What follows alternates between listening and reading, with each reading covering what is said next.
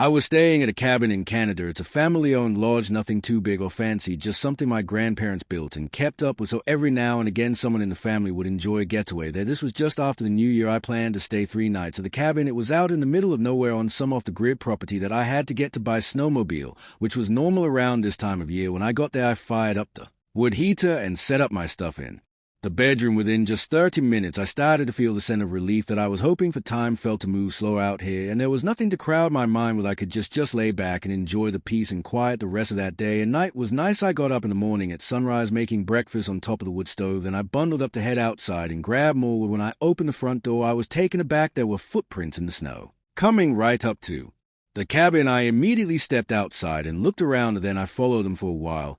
They led into the woods with no signs of going toward the road, which was several miles away. How could they be way out here and not have taken a snowmobile?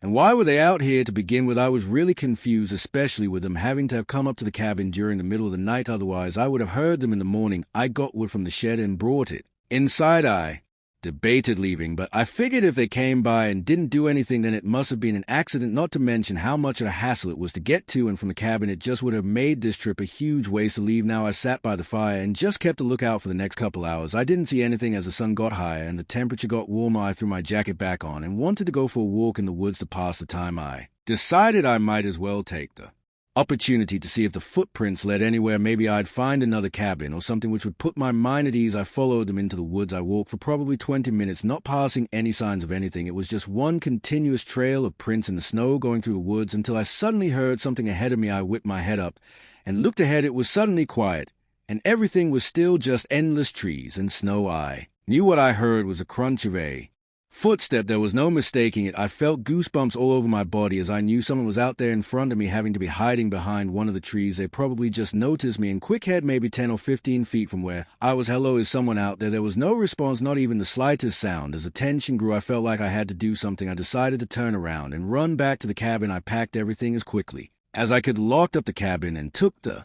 snowmobile back to the road. I don't know what happened to that cabin or what was going to happen, but I have no doubt that that person in the woods was the same person who came by in the middle of the night. Them being on the way back to my cabin only shows that it was no accident. I haven't been back to the cabin after that. Every year around the end of February, me and my good friend Justin take a camping trip to the same place. We both did a lot of backpacking and camping, but there was always something different and nice about camping in a snowy forest with the right gear. It wasn't all that unsafe either. This year we got there and set up our tents, built up a campfire, and enjoyed a couple drinks around the flames. It wasn't really that long after we got there that we suddenly heard something horrifying. It was this dark scream in the distance echoing across the landscape. It only lasted a few seconds, and it went quiet again. Both of us jumped up from our chairs, though startled by it. It sounded too far for us to even have a chance at seeing who it was, but we looked in that direction anyway. Justin seemed to think that it had to be an animal just making an eerily human sound, because there was no way someone else was out here. I was pretty sure it had to be a person, but either way, we didn't really know what to do about it other than wait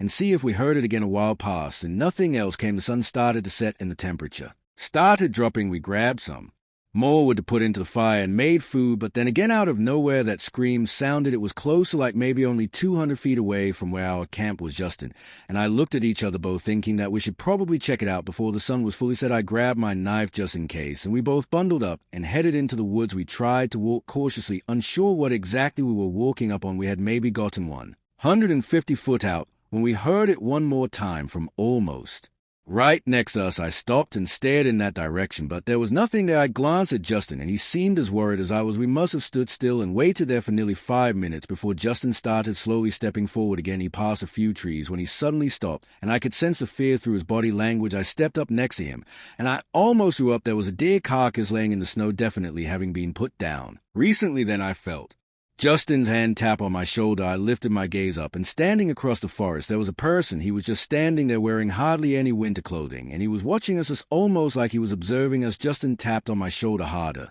and I understood what he meant. Both of us left and hurried back to our camp. We didn't even speak as we packed our things in a rush and got out of the area. I don't think there's an explanation for what we saw or who that was out there, or even if that was a person we heard screaming. After that, we stopped going to our camping spot and settled on a different area, hoping to never come across something like that again. It was a day before Christmas Eve. I had hopped in my car to do a few DoorDash deliveries, hoping the holiday season would bring in some better tips. It was around 11 p.m. when I got this order. It was a normal one, just a bag of food to drop off at their house. Most of my previous orders were actually grocery Deliveries probably because stores would be closing up for the next 2 days. The address on this one was farther than I'd usually be willing to drive, but with not many other orders coming through, I took it anyway. It was lightly snowing outside, and the roads were very quiet, making the drive peaceful.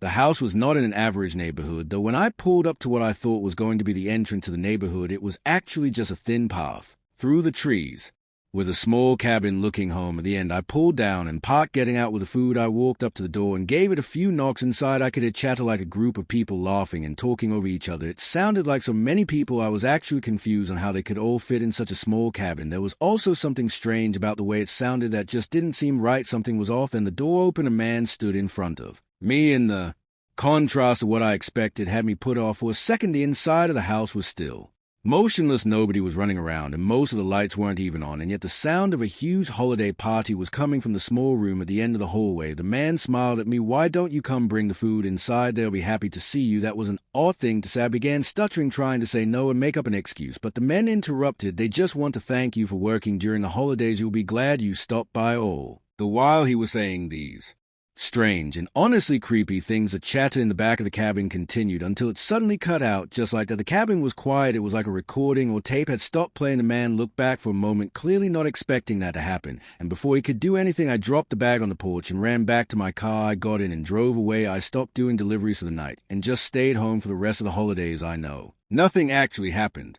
at that cabin, but at how disturbingly strange everything was, and the thoughts of what could have happened, that still freaks me out. It was a day after Christmas, and I worked at a small family-owned grocery store as an overnight stalker. I'm not even sure why I was scheduled this night, because we were closed for Christmas, and it was probably really slow during the day, so there wasn't much for me to do as far as stocking. I spent the first hour filling what little needed to be filled on the shelves, but then I kind of just wandered around. As I was walking past the front of the store, I noticed a person outside, unusually close to the building for this time of night. It looked like he was just walking around, but he quickly noticed me looking at him, and then instead of going away, he came closer to the window. He didn't say anything or try knocking. He just stared at me. I felt really uneasy and wasn't sure what to do. After a few seconds of him not looking away, I turned and walked away from the window. I guess I was just trying to play it off like I wasn't bothered. That was very strange. So like no normal person acts like that. I waited a few minutes before going back to the front of the store and looking out the window. He was gone. I sighed in relief, then continued walking around the store to pass the time.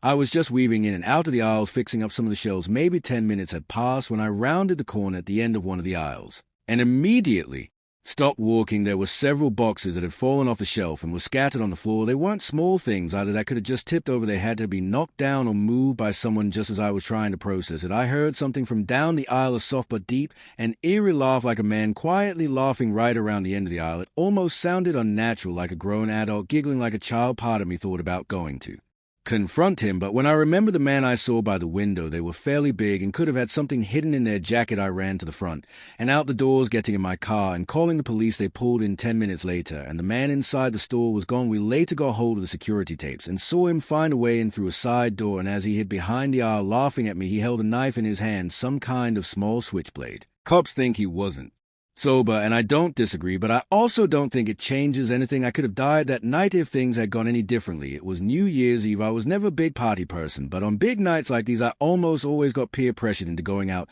This year, my friend was hosting a party at his place. He was kind of known as the rich friend because he had a big house with land and everything. My buddy Trav picked me up around 99, and we drove to the party. There were maybe 20 or 30 people. They're nothing too crazy, but enough to get me drinking more than I should have. We played some drinking games and watched the ball drop, and overall it was a good time. Around 3 a.m. though, I was ready to leave, but I found Trav passed out on a bed upstairs. Figuring he and probably nobody else here was sober enough to drive, I went outside and ordered an Uber. It said they were 10 minutes away, so I sat down on the curb at the end of the driveway and waited. His house wasn't really near any big roads. It was kind of away from everything, nice and quiet, which was good for me to relax after a night like that. I just sat there and curled up under my jacket and waited for the ride for what felt like only 4 or 5 minutes. When a car pulled up, Uber, the guy called out. I jumped up and got in, kind of startled by how I'd lost track of time like that. I guess I really was wasted. I got settled in the back seat, and he started driving. The man looked like he was 50-ish with short dark hair and a thick beard. Big party tonight? He asked. Oh yeah, I guess so, I responded, though I wasn't much in the mood for small talk.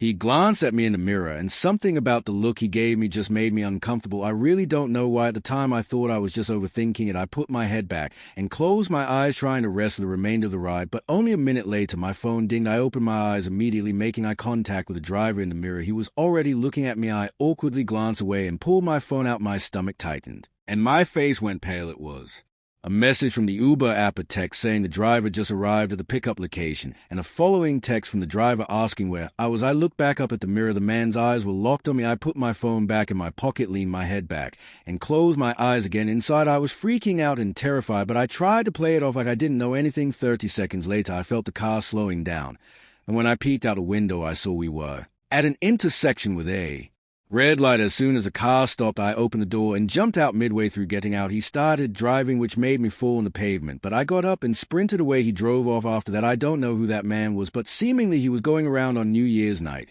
and picking up random drunk people waiting for Ubers. There were so many signs I missed, like the fact we weren't even going in the direction of my home. I was just too out of it to think straight. Honestly, I never even should have gotten in the car without checking my phone where he would have taken me, and what would have happened is unknown. It was the first weekend of February. I was at home having the days off of work. Everything was pretty regular. But sometime in the middle of the day on Saturday, I thought I heard something from upstairs. It was a thud, just one, and not very alarmingly loud or anything. I'd never heard it before, which was the only reason I went up to see if I could figure out what it was. I didn't find anything, though. I wasn't worried and hardly thought about it for the rest of the day. Hours later, and as I was winding down for the night, sitting on the couch and barely keeping my eyes open, there was another thud almost identical to the last. Again, I looked around and saw nothing. I even opened the door to the spare bedroom, which was entirely empty, and looked around, not seeing anything. Maybe it was an animal on the roof or just a house making strange noises. I went to bed that night. Not too long after, the next day, I got up and went downstairs like usual to make coffee and breakfast. As I did, something felt off, like as I walked around the kitchen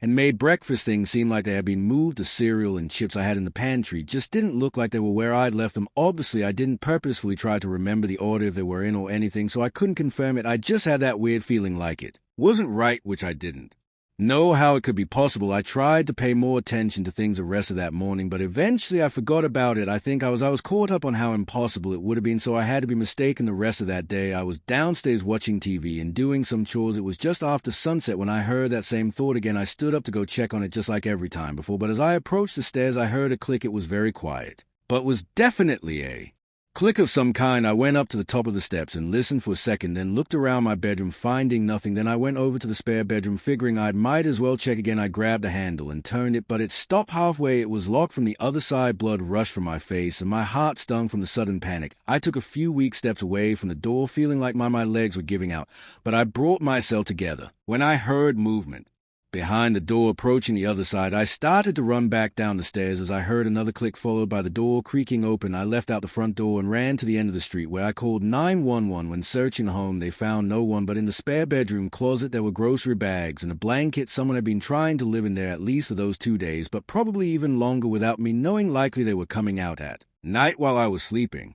to go downstairs and eat and drink and do whatever. It sends chills through me just thinking about it. Thankfully, they seem to have left for good after that night. What they would have done had I found them is something I never even want to know. I was staying inside for the night. It was really cold outside with a heavy snowstorm coming through our town. I had the TV playing my comfort show, and I was half asleep on the couch when I heard footsteps approaching outside my front door. Their boots were loud enough to get my attention and wake me up. I looked at the door, but they didn't knock. They stood there for a few seconds, and their boots took a couple more steps before it suddenly went quiet. It sounded like they stepped off the porch and into the snow, which I could no longer hear. Confused, I got up and looked out the window. The snowstorm was worse than I thought. It was almost completely white outside, making it hard to see more than a few feet past the window. Barely I could make out shoe prints in the snow coming off the porch. Why did they just step off the porch like that? And what were they even doing outside right now with her? Well, I couldn't really get any more answers. I checked out the side and back window for any more shoe prints in case they walked around my house, but I didn't see much of anything. I went back to the couch and laid down. I felt it was weird, but I didn't want to overreact about it. An hour or so went by, and there was nothing else. The soft rumble of the snowstorm outside and the low volume of the TV made my eyes heavy, slowly putting me to sleep. When my eyes eventually opened, it was still very dark. The TV was on its timeout screen, showing it was 3 a.m. The snowstorm was still going strong, but strangely it was much louder. As I continued to wake up, I began realizing it was extremely loud, like the sound was clear and crisp, not muffled by the windows. My eyes darted fully open, and I got up. I turned on the light next to me, seeing water spots all over the room, going right to the front door, which was wide open. Snow was pouring into the house, and boot prints were outlined in the water going. Through the hallway, I could kind of make out the same boot prints leaving the house, but I wasn't sure. I got my phone and locked myself in the bathroom as I called for help. Turned out whoever broke in had already left. It seemed they came in and looked around for something specific, and after not finding it, they just walked back out into the blizzard. While they were in my home, they either somehow didn't notice me on the couch or crept past me quietly looking around my house without waking me. Even the idea of it creeps the hell out of me. I haven't had a good night's sleep after that, constantly waking up in the middle of the night startled by every little creak. It was just before Christmas. School was out, but my parents still worked during the day. I was an only child, which meant I had the whole house alone and could do whatever I wanted all day while they were gone. This was just another weekday, I think Tuesday, and my parents left for work at 9 o'clock. I immediately fired up my PC in my bedroom and started gaming. Strangely, only 15 or 20 minutes after my parents had left, there was a knock at the front door. Being young and not used to answering the door alone, I chose to ignore it. I tried not to make too much noise for the next little bit because I didn't want them to think anyone was home, hoping they would just leave. I didn't hear any more knocks, so I continued on with my day. I was playing video games for way too long, honestly, like 3 or 4 hours straight. Before I even got up from my desk to make some breakfast, I went downstairs and portable cereal, then started walking back to bring it upstairs when I noticed the front door was unlocked. I thought that was weird because my parent always remembered to lock it and usually would leave through the garage anyway. I went over and slid the lock down, then went back up to my room. I think it was around 1 or 2 p.m. After finishing eating, I got right back to gaming. I had just reopened my game and loaded into a new match, so like only 3 minutes later when I felt something shake my desk. I didn't hear anything, but I had my headset on, so it was unlikely I would have unless it was really loud. It felt like a vibration, though, which I'd usually only feel from my parents closing a door or something. I took my headset off and looked at the bedroom door, listening for what could have caused it. It was quiet. I got up and opened the door, then looked down the hallway toward the stairs, again listening for anything and again not hearing anything. I was thinking it could have been the heater turning on, but I couldn't help but think how the door was unlocked earlier, and it just gave me an uneasy feeling. I walked over to the stairs, and just as I got to the top and looked down, I saw a shadow move near the bottom. I froze, and just a second later the shadow stopped moving too, like they somehow saw me. My heart was pounding. I felt like I stood motionless for an entire minute before the shadow moved again. I could faintly hear footsteps walking toward the back of the house, and then the back door quietly open and close, and then silence. I ran to my parents' bedroom and called 911 with the home phone. Police came a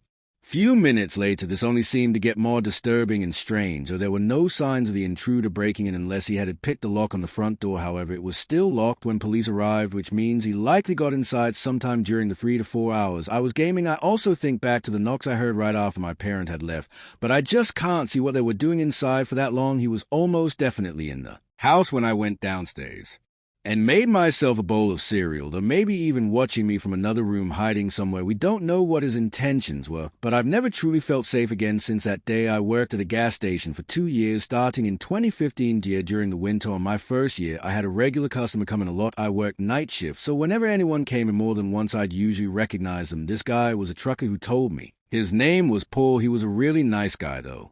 He definitely had something different about him. He was always smiley, like too smiley, and happy, especially for it being the middle of the night. Sometimes I actually found it creepy. Anyway, one night he came in and he was acting differently. He walked in and greeted me, but as he looked around the aisles, his face was dull and almost angry. He picked out an energy drink and came up to the counter, and his face suddenly changed back to that overly happy look. I could see dread in his eyes, though, making his smile seem even more fake and almost disturbing in a way. He paid and walked out to his truck, then drove off. I'd almost forgotten about it until the next day when I saw his truck pull in again. It was pretty cold and snowy outside when Paul came in. He had that same look as yesterday, except he didn't smile at all. He grabbed the first drink on the shelf and came up to the counter. As he paid, he started asking me questions like how busy it was tonight and when my shift was over. Then before he left, he asked if I wouldn't mind helping him lift something in his truck. Having known him for so long now, I agreed, wanting to be helpful, and put on my jacket and followed him outside. The gas station was empty aside from his truck parked on the far side of the lot. I followed him over there, and he opened the passenger door, then walked around to the driver's side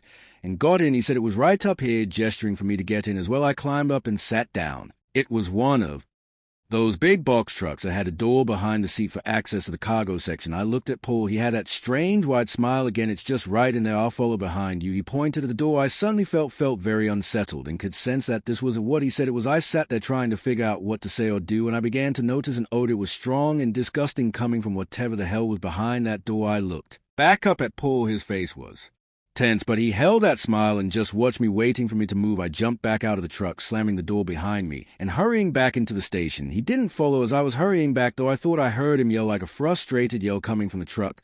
The wind covered most of the sound. He pulled out of the gas station soon after. I worked there for another year, and Paul never showed up again, not even once. I don't know what was back there or what was really going on with Paul, but I think I was lucky to not have to find out. I was taking a road trip across the country to my family's house for Christmas. I know driving that long of distance during winter is probably not a great idea, but I couldn't find anyone to watch my dog Frankie, so I had to bring him with me. He's just a little wiener dog, and I thought he'd be terrified of flying, so I decided to drive the first half of the trip down. There went well without any issues. Great weather, easy driving, and no problems on the morning of the second part of the drive. Though I woke up to heavy downfall of snow, I packed up quickly and tried to outrun the weather, but it seemed to only get worse halfway there. I realized it was taking too long, and I wouldn't make it there by the end of the night. So I ended up choosing to find a motel to stay at instead. The road I was on was pretty empty. There wasn't much of anything aside from the occasional gas station every 50 or so miles. So when I finally saw a sign for a motel, I immediately pulled off and into the parking lot. It was a very old-looking building, and most of the lights were off, but there was another car parked here, so I figured it had to be a worker. I left the car on for Frankie. As I got out and walked through the blizzard and up to the main entrance, the door wouldn't open. I wiped the fog off the outside of the window